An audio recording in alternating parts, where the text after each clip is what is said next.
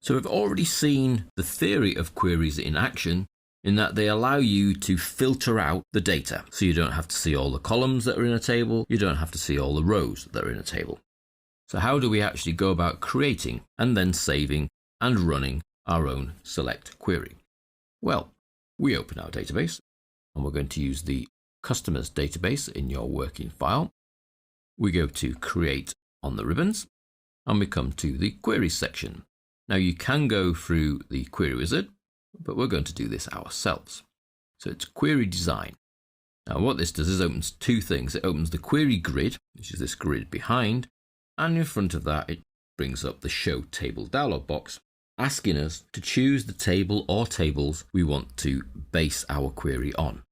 Well, luckily there's not much of a decision to make because there's only one table, TBL customers. So I choose that table and add, and it gets added to the grid.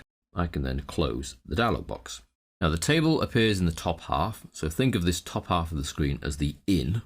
So this is the in to the query. Into this query I bring all the columns, all the rows of TBL customers. Now this isn't a requirement for it to work, but it certainly helps when you're trying to build your query. If we open up the table as far as we can to try and show all the columns. That includes not only the height, but the width, so that you can see the long names. I think that's about probably a little bit further. I'm not going to be able to open this table up entirely to see all the columns because there's quite a few of them, but I can adjust the grid here by grabbing and dragging down. I only need to see these rows, the field, the table, the sort, the show, the criteria, and the OR. So I do have a bit more space. Now what you will find is with a short table, if you manage to open it up enough, the scroll bar will disappear and that will save you looking for columns. So we have everything coming in, all the rows, all the columns from the TBL customers. The bottom half of the grid decides what we want to pull out using this select query.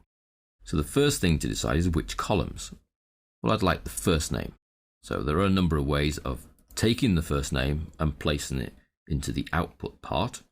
The first way would be simply to double click. If I double click first name, it then jumps down to the first available column.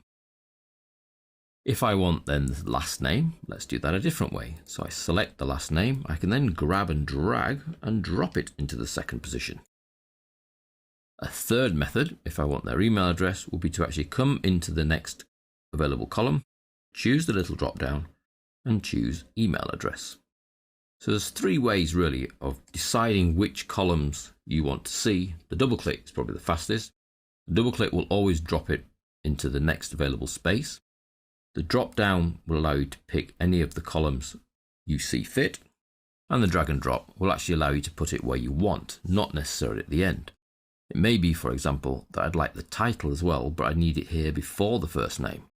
Well, we go back up to title, click and grab, bring down until you get over the top of the first name, and what will happen is it will put the title in this position, as you see, and then just bump the other columns along. So I'm asking to see the title, the first name, the last name, and the email address. So this is restricting the number of columns that I see of my data. It's not restricting the number of rows. If I then go to View, up here on the Design ribbon, you'll see I then see all of my rows, so all 18,000 of them, but I only see the title, the first name, the last name, and the email address. Now I can widen that column so that I can see the whole of the email address. To go back to the query, I go back to the Design set square. Notice how it's changed. So it goes from Design to View. If you use the drop down, there is actually another view, which is SQL View, which we will explore at a later date, but we're going to stick with View and Design View. So View shows me the data, the result of my query. Design shows me the design of my query, so the decision that I'm making on which tables to use, which columns from which tables, and then filtering out for the rows. So this is a basic query. I've added my table, I've added the columns I wish to see. I would then need to save the query. So I click Save on the toolbar. Queries tend to be prefixed by QRY. The only reason for that is so that when you see them out of context, you know that it's a query. You can come up with your own naming convention, but QRY is fairly common, or simply just Q in a lot of cases as well. I'm going to stick with QRY for query, And then the most sensible thing to call a query is what it's doing. Well, it's showing me my customers. So I'm going to call it QRY customer names because it's showing me their names. Notice how I don't use any spaces as well. This is not a requirement in Access, but it does make life a little easier when you go further down the line and you start to add in some programming. So for the moment, I'm going to avoid spaces. Without the spaces, it becomes a little harder to read, so I tend to put things in camel case. So you can see QRY, then a capital C, then a capital N, just to make that slightly easier to read. So OK, and then you'll see that that query arrives in my queries list on the left-hand side here. So if I then close the design of the query, I can rerun my query from here simply by double-clicking it, and that reruns the query. So re-extracts the data. If there's any new people, they're added in. If there's less people, you don't see them. Because the query does not store any data.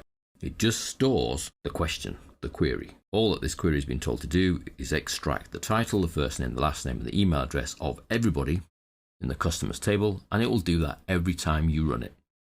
So I close, double-click, and it runs.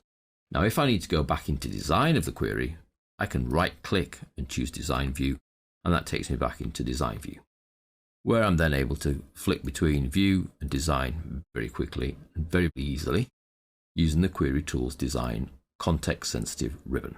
So that's how to create a basic query, saving it with a sensible naming convention of your own, and then running the query simply by viewing the data.